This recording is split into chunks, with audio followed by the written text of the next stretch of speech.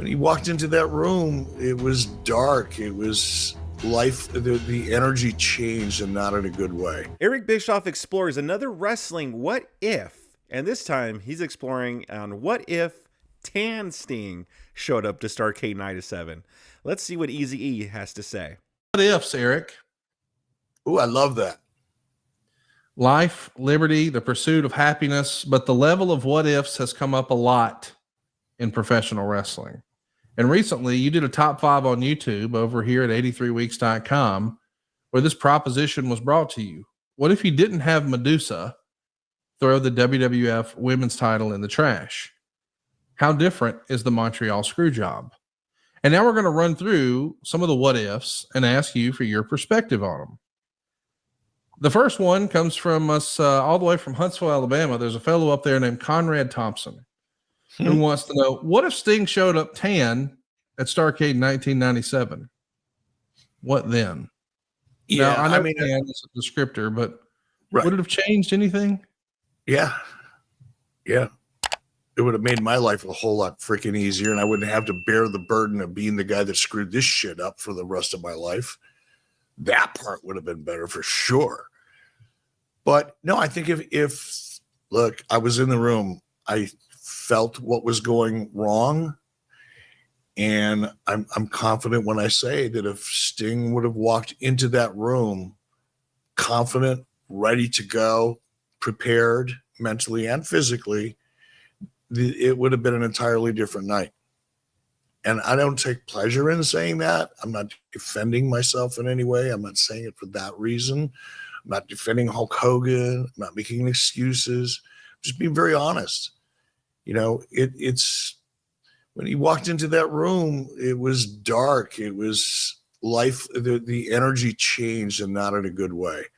I think had the energy been there and the commitment, the excitement been there, would have been a different night. You know, listen, I like Eric Bischoff, but he says he's not making excuses for Hulk Hogan or whatnot, but I think it sounds like he's making excuses and he's putting the burden solely on Sting.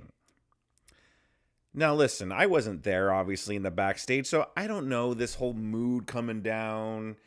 I don't know what he's talking about, you know? I wasn't there. I didn't feel what they were feeling.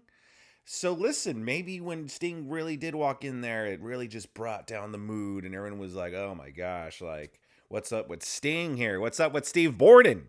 What's going on with him? We're going to put the title on this guy? No. We need to put some shenanigans in here. We need this doesn't work for me, brother.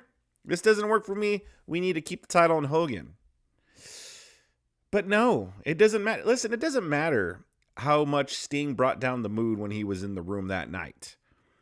If he wasn't like Jeff Hardy Bound for Glory 2011 status, like if he wasn't actively under the influence of something where he could potentially hurt himself or hurt Hulk or just have a really sloppy main event, if it wasn't like that, you go through with the match and just put the title on Sting, and then maybe you could deal with everything else later.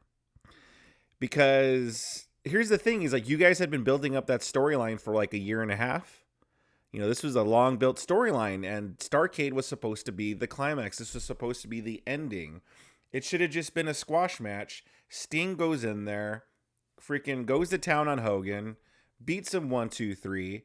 It should have been pretty simple. I mean, all of this build up, that's what it was leading to. That's what the fans wanted to see.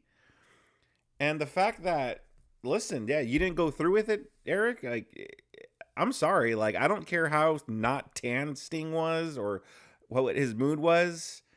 I think you should have just gone through with it anyway, and then worried about it after. You know, if you want to have him drop the belt at the next pay-per-view or something like that, okay. You know, that's something that could have been done. But the Starrcade 97 main event, the ending to that was one of the biggest botches in wrestling history.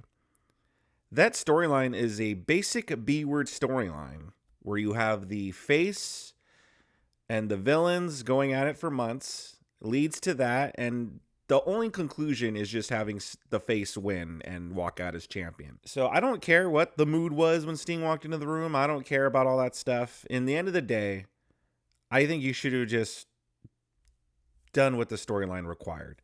But what do you guys think? Do you guys agree with Eazy-E, or do you guys agree with Difficult KV? Sound off in the comment section below. Subscribe to this channel if you enjoy content like this. And if you enjoyed today's content, I got a whole bunch more goodies for you on the screen.